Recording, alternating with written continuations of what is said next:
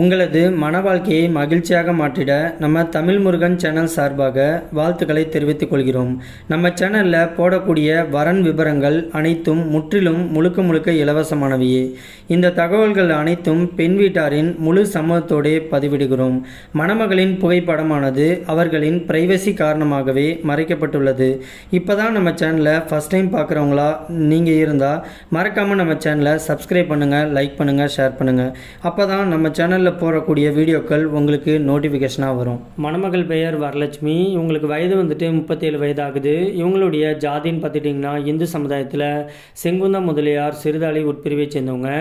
இவங்களுடைய ராசி வந்துட்டு ரிஷப ராசி, ரோகிணி நட்சத்திரத்தை சேர்ந்தவங்க. இவங்களுடைய கல்வி தகுதின்னு பார்த்துட்டிங்கன்னா +2 வரைக்கும் தான் படிச்சிருக்கிறதா சொல்லியிருக்கிறாங்க. இவங்க வந்துட்டு சொந்தமாக டெய்லரிங் கடையும் பியூட்டி பார்லர் கடையும் வச்சுருக்கிறதாகவும் சொல்லியிருக்கிறாங்க.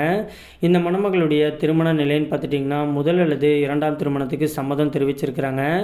ஏன்னா இவங்களுக்கு முதல் திருமணம் ஆகி கொஞ்ச நாளிலேயே தன்னுடைய கணவர் கூட விவாகரத்து ஆகிட்டதாகவும் சொல்லியிருக்கிறாங்க.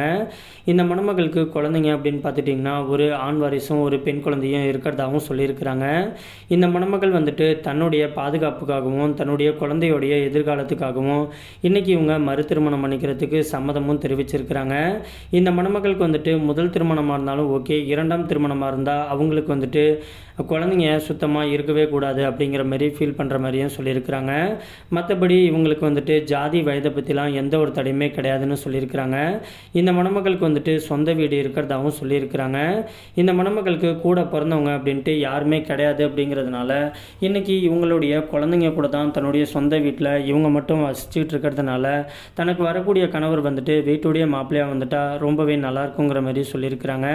இந்த மணமகள் வந்துட்டு இவங்களோட சொந்த உழைப்புனால இன்றைக்கி 50 சவரன் வந்துட்டு நகை வந்துட்டு சேர்த்து வச்சுருக்கிறதாகவும் சொல்லியிருக்கிறாங்க. கையிருப்பு பணமாகவே 6 லட்சம் கையில் பணம் வச்சுருக்கிறதாகவும் சொல்லியிருக்கிறாங்க.